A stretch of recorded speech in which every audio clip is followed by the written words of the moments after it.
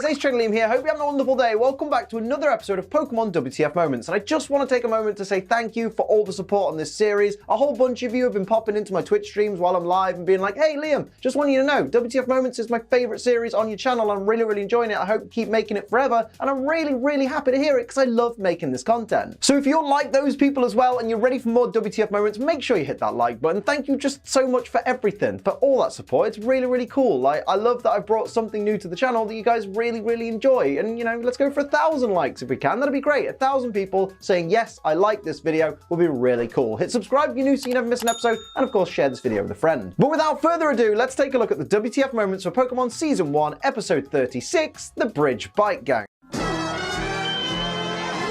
We start the episode with Ash, Misty, and Brock walking through some random city when we get this direct quote from Ash. Hey, what's that thing? And Ash actually gets really excited about whatever it is he's seen in the distance, and they all run to go and check it out. So what is it? What could it possibly be? What has got Ash so excited? Is it a rare Pokemon? Is it a legendary Pokemon? What could it possibly be? It's a bridge.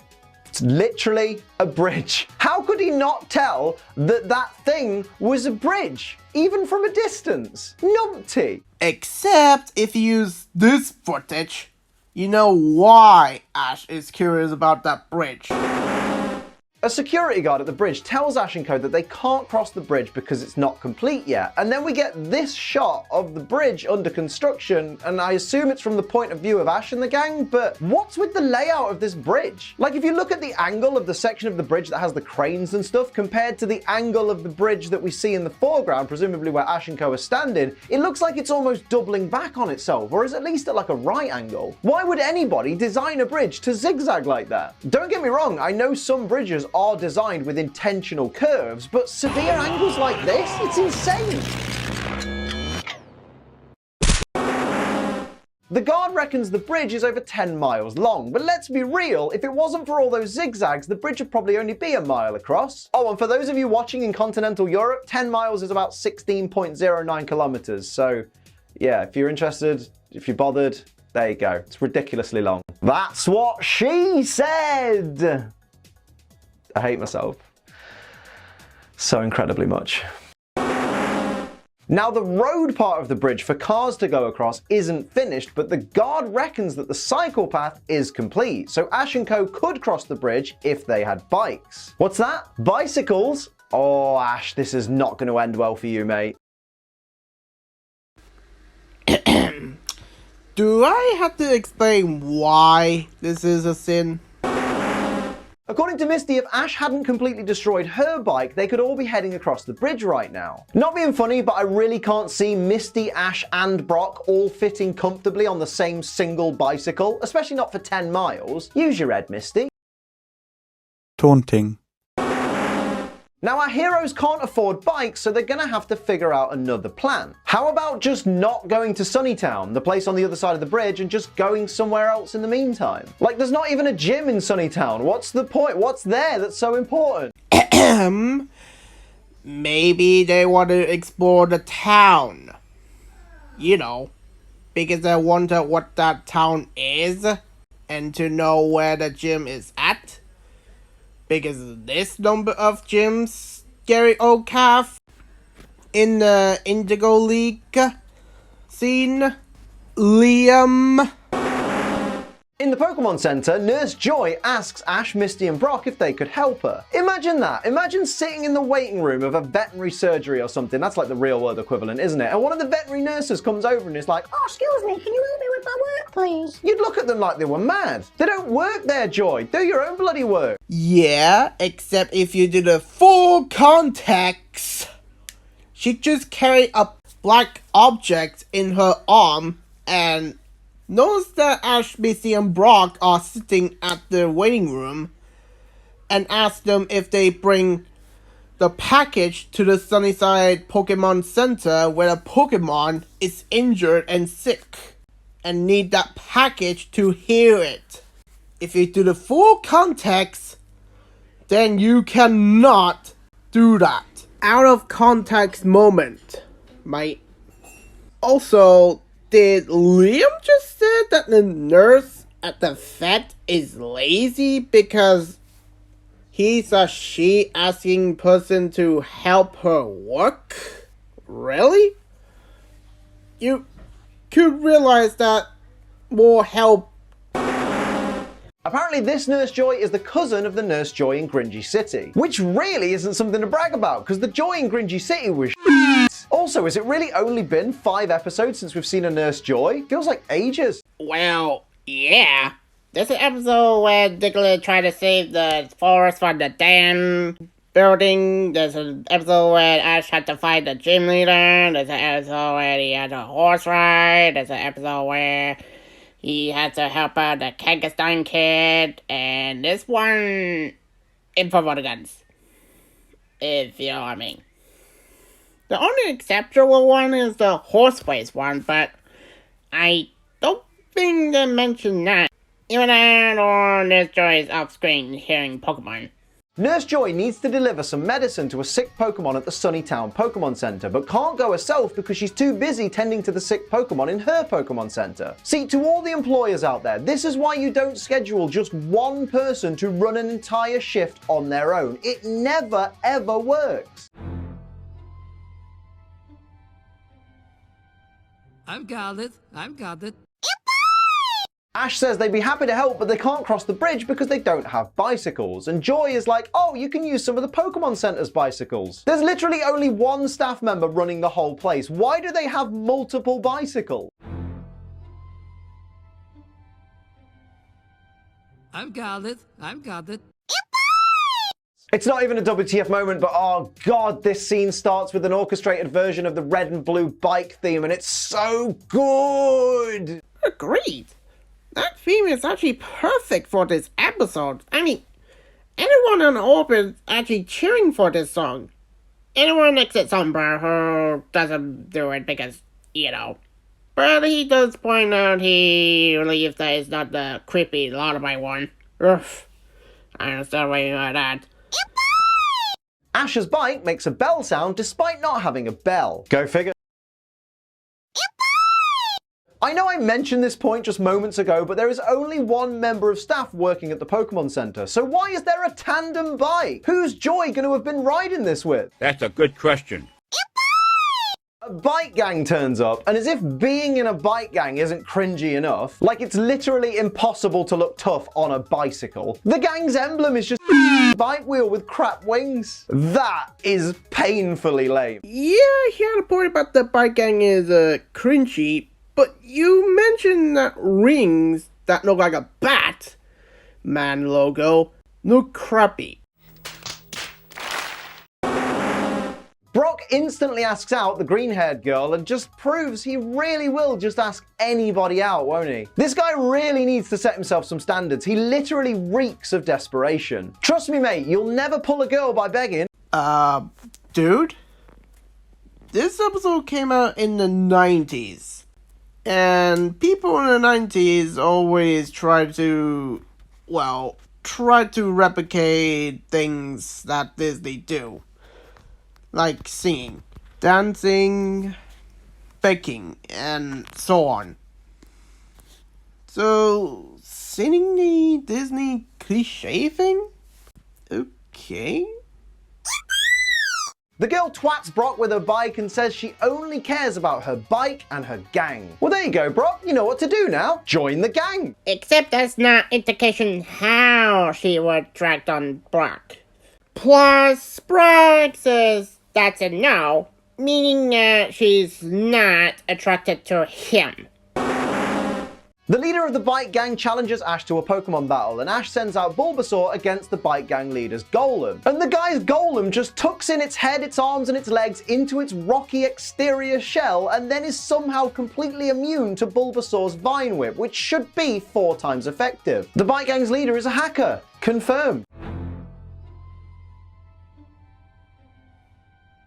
I've got it. Direct quote from Bulbasaur after being hit by Golem's tackle attack. Sire!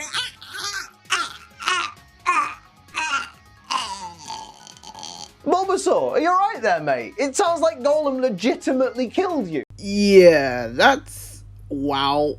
I don't know why the Bulbasaur voice actor didn't we take the voice line, because that sounds like Bulbasaur got actually killed there.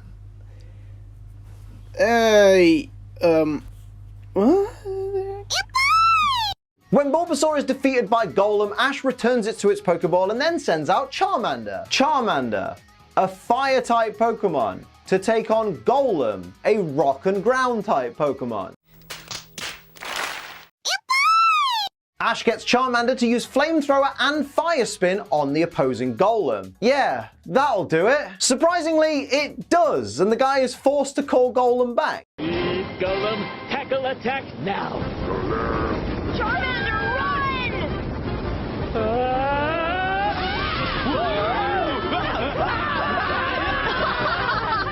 Golem, return! You mean this is the main reason why you put it out of context, mate?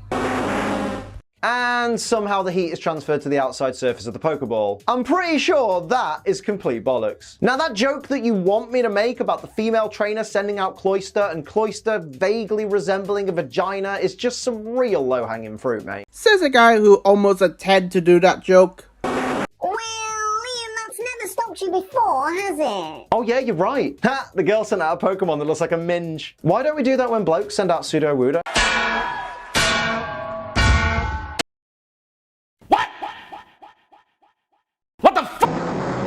According to Dexter, Cloyster's shell only opens when it attacks. Well, that's just a flat-out lie. Clearly, the Cloyster in this picture in the Pokedex had its shell open when the photographer was taking a photo of it. Unless you're trying to tell me that this particular Cloyster attacked the photographer after this photo was taken. Is that what you're saying? Yes, because you answered yourself.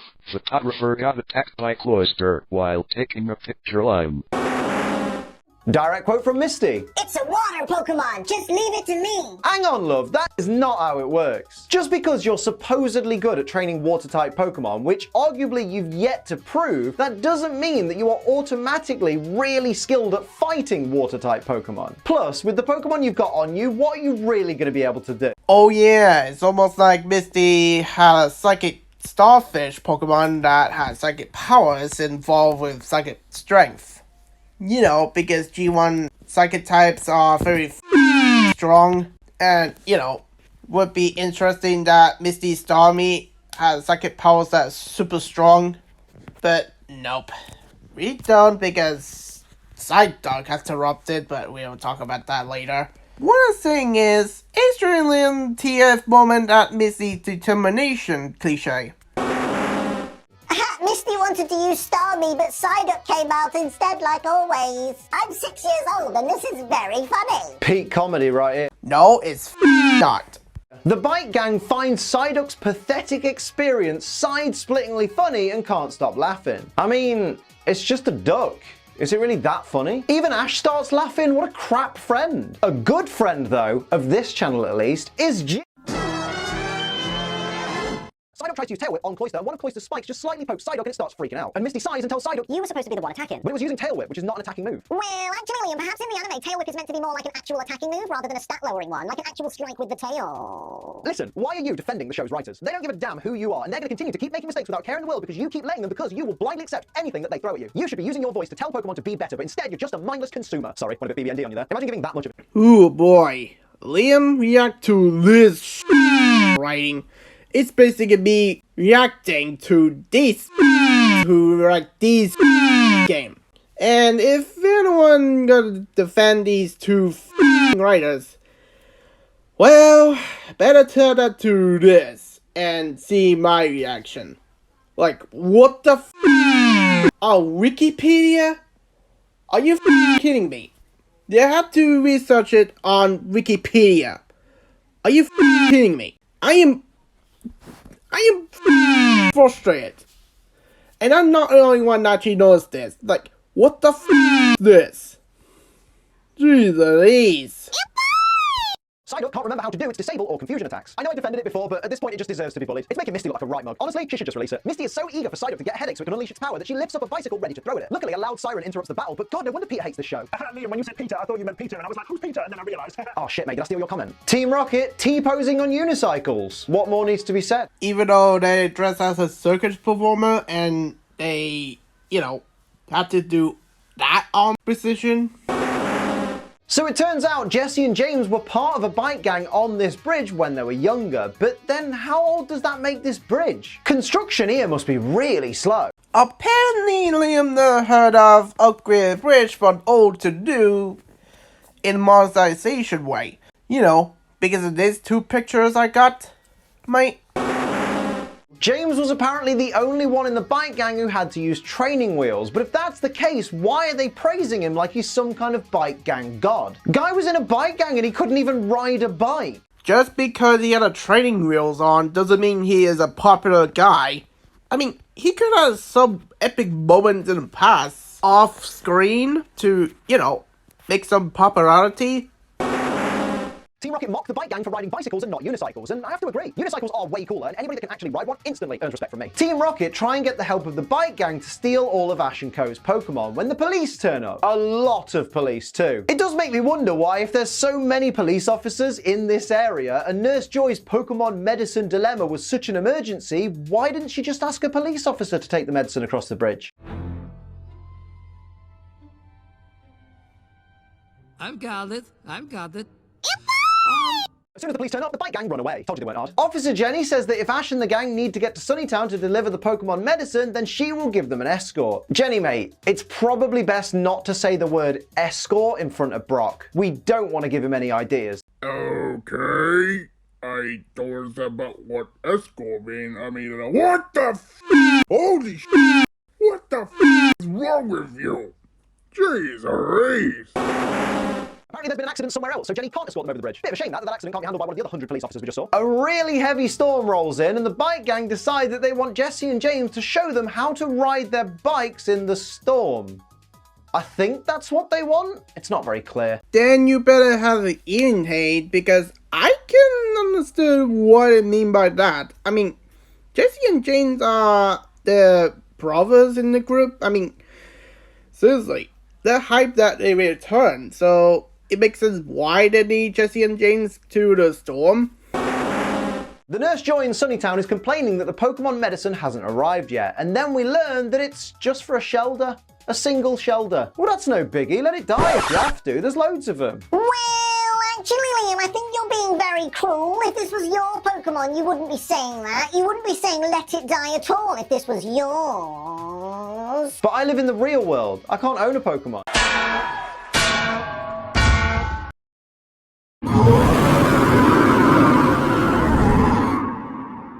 Just when you think things couldn't get any more difficult for our heroes, a drawbridge opens up to let a boat into the harbour, seemingly cutting off the route. You'd just give up, wouldn't you? You'd just think, oh well, the universe is clearly against me today, it's just not my day, and you take the Pokemon medicine back to Nurse Joy like, well, we tried. Now that I think about it, Nurse Joy did hand over prescription medication and Pokemon Center owned bikes to 3 random strangers just because they were in the waiting room. That's really irresponsible. They could have been anyone. It's no wonder there's so much crime around here. Just because the bridge is up doesn't mean Ash and his crew doesn't turn around and give up.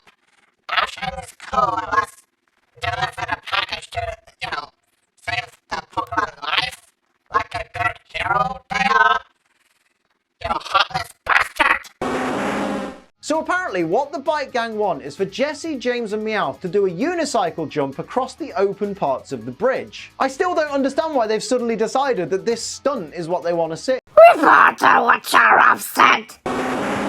So it turns out Ash's crew and Team Rocket all jump the gap at the exact same time from opposite directions. Oh, it's always the case, isn't it? When the bridge is down, there's nobody else for miles around. But the minute the drawbridge is up and you try and jump the gap, there's always someone coming from the opposite direction. Typical. Ash and Co make it across the gap by bouncing on Team Rocket's heads with their bicycles, which I don't even think is possible. Like, I'm pretty sure gravity would have something to say about this. But even if it could happen, how cruel do you have to be to try and bunny hop on someone's head with a bloody bike?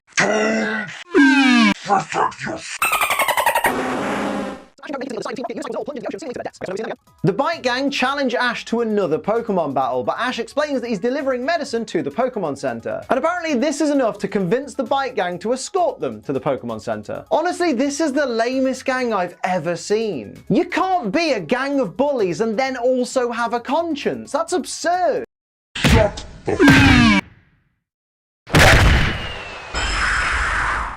Nurse Joy is waiting at the Pokemon Center with a face like... The shoulder's as good as dead. What's the Shelter is instantly healed by the medicine, which I was going to question, but... Hey guys, I am back from the vacation, and I want to know what happened to the...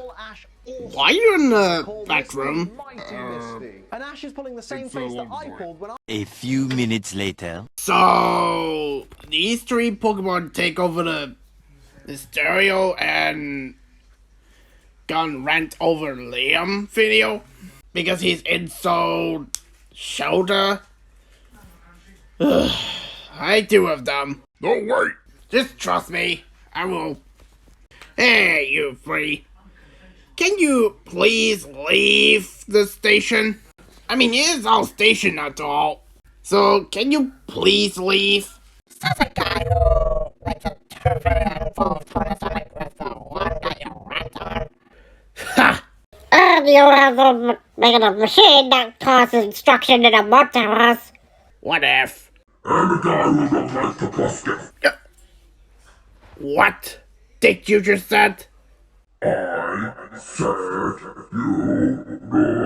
you look like the buskin'.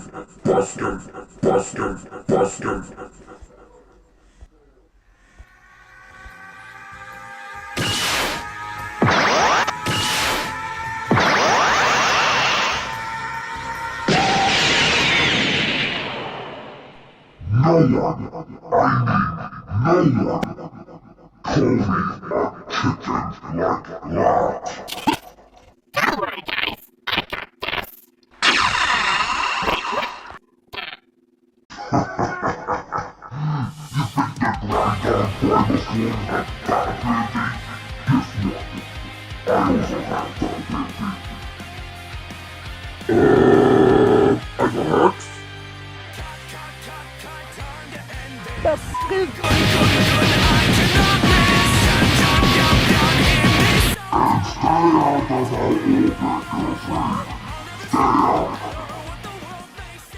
Wow.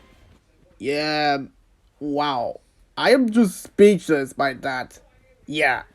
Whatever. But hey guys, let's continue on with this video. Nurse Joy is waiting at the Pokemon Center with a face like... The shoulder's as good as dead. What's the point? Except that's how she... Okay, Eggman, can you take over the place, please? I'm still surprised that you, have that ability. Sure thing, dude. Liam, that is how Nurse Joy had a concerned face for that shoulder. Because she had she's a nurse and she had a concern about her patients, Liam. With that arm position. Shelter is instantly healed by the medicine, which I was going to question, but that is kind of how it works in the games. The Bite Gang says from now on they'll call Ash Awesome Ash, and they'll call Misty Mighty Misty. And Ash is pulling the same face that I pulled when I first heard those cringy nicknames. What were they thinking? Yeah, amongst all the people who nicknamed people in the 80s and the 90s, that's probably the cringy nickname I ever heard of. I'm just saying, James was riding a unicycle underwater with both Meowth and Jessie's weight added and wasn't even holding his breath. James is superhuman. Pass it on. Yeah, that's a pretty cool thing that James, as well as Jessie and Meowth, actually breathe underwater like that. Even though the later episode show us that they can. And yet they hold their breath very long time in this episode. That's impressive. Very impressive.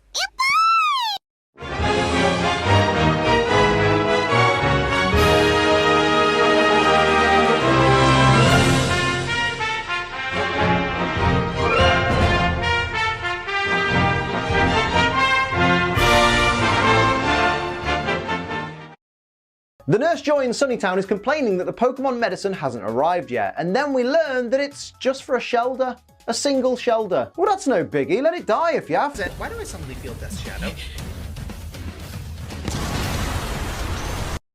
Oh.